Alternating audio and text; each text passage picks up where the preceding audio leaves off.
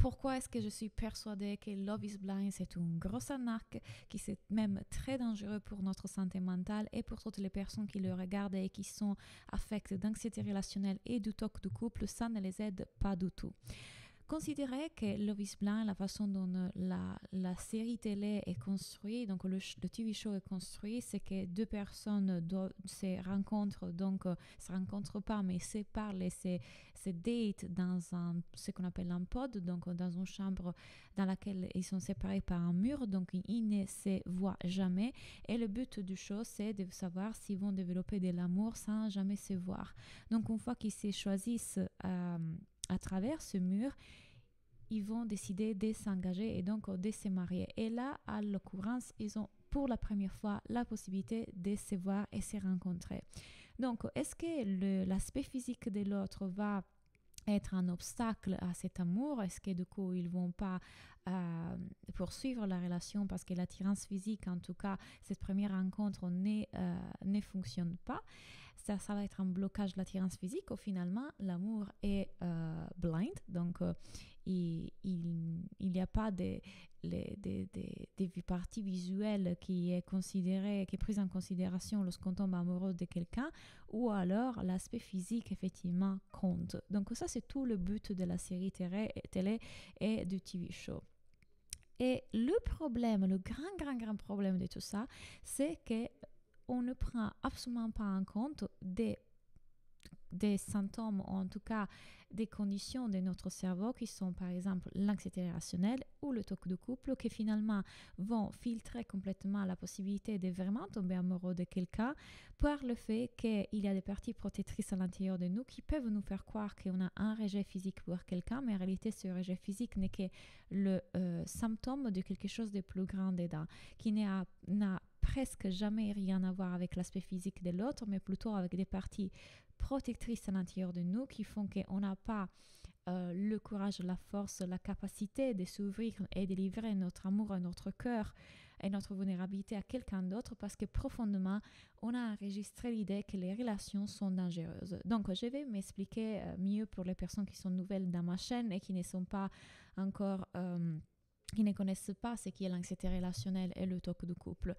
Donc, ce sont des conditions de notre cerveau qui font que vivre une relation amoureuse peut être vraiment difficile parce qu'on vit beaucoup de doutes, des pensées intrusives, de rejet, des dégoûts, d'insécurité sur le fait qu'on est avec la bonne personne ou pas. On remet en question continuellement notre partenaire. Parfois, on ne ressent pas de l'attraction, de l'attirance physique. Et tout ça, c'est extrêmement difficile à vivre parce qu'une autre partie de nous sait très bien qu'on est avec une personne qui est gentille, qui nous respecte, avec qui on a une bonne entente, peut-être même pour la première fois. Et donc, c'est extrêmement difficile à vivre quand on a cette typologie de pensées obsessionnelles, dont le TOC compulsive vis-à-vis du couple et du partenaire. Donc, quand on a l'anxiété relationnelle et le TOC du couple, on a probablement cette typologie de pensées intrusives et peut paraître en fait qu'on n'est pas attiré par cette personne. Elle peut paraître qu'on a des doutes sur le fait qu'elle est la bonne personne ou pas. Il peut paraître qu'on peut ressentir même du dégoût. Le problème, c'est que dans l'humanité, l'être humain a la tendance de projeter sur les autres quelque chose qui est en réalité en train de se passer à l'intérieur de nous. Je suis persuadée qu'en fait l'attirance physique n'est pas forcément un obstacle à l'amour. Au contraire, en fait, l'attirance physique se construit ici. C'est quelque chose qui peut venir avec le temps, à fur et à mesure qu'on défait toutes les illusions, les barrières, l'ego et les conditionnements qu'on a, et qu'on guérit nos blessures. Forcément, on ne va pas pouvoir voir quelqu'un attrayant si cette même personne, notre cerveau, la considère être un danger pour notre survie. C'est-à-dire que notre cerveau veut toujours nous protéger de ce qui est un possible danger, veut toujours nous protéger de ce qui peut être le rejet et l'abandon. Et donc, quand notre sous-personnalité à l'intérieur de nous est en train de voir notre partenaire comme une menace, comme quelque chose qui pourrait nous blesser, c'est hyper compliqué de pouvoir ressentir du désir sexuel, de l'attirance physique, de la chimique en tout cas.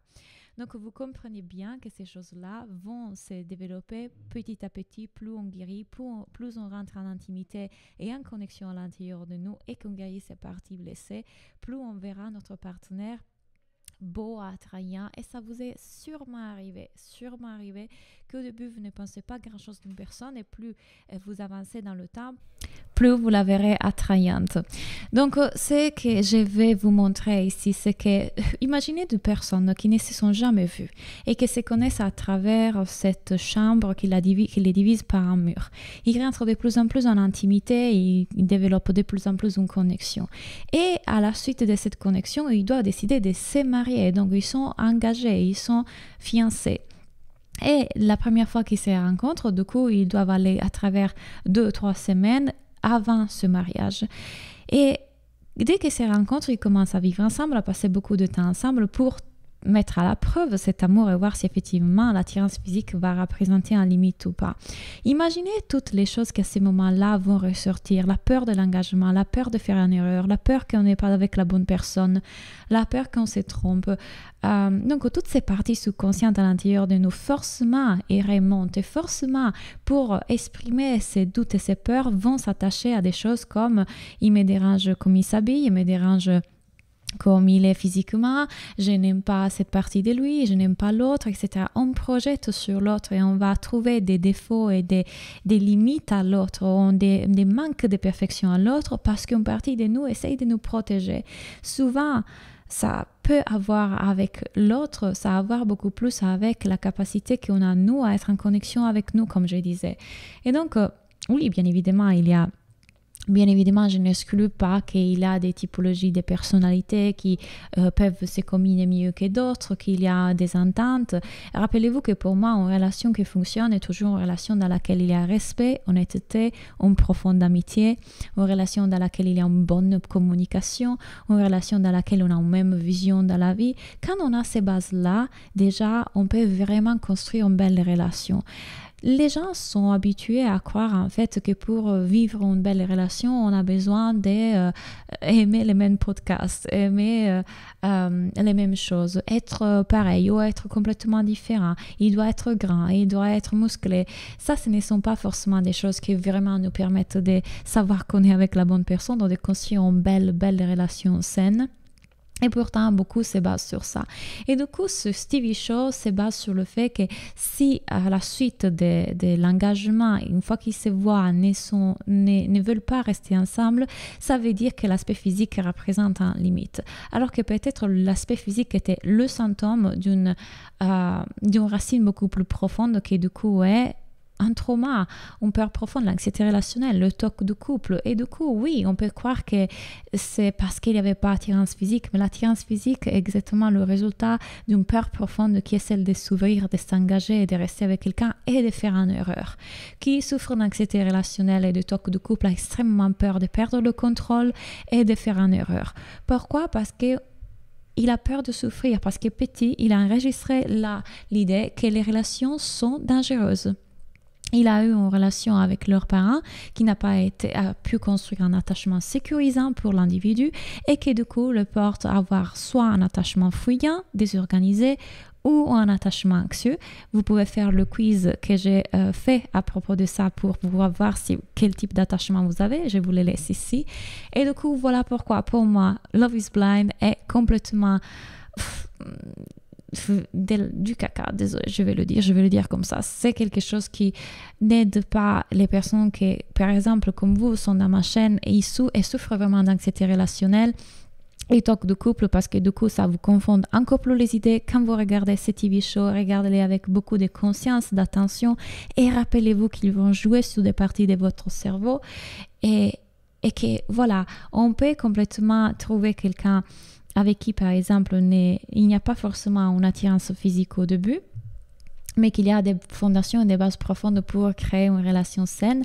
Et quand on guérit, en fait, nos parties internes qui sont en train de résister et de nous protéger, et voilà, de rentrer dans ce système de survie, peut-être qu'on était en face de plus grand amour de notre vie, mais parce qu'on croyait que l'amour, demande d'avoir de l'attirance physique, on a abandonné et on a perdu la possibilité de vivre la plus belle histoire qu'on pouvait vivre. Dites-moi qu'est-ce que vous en pensez ici dans les commentaires et on se parle très vite.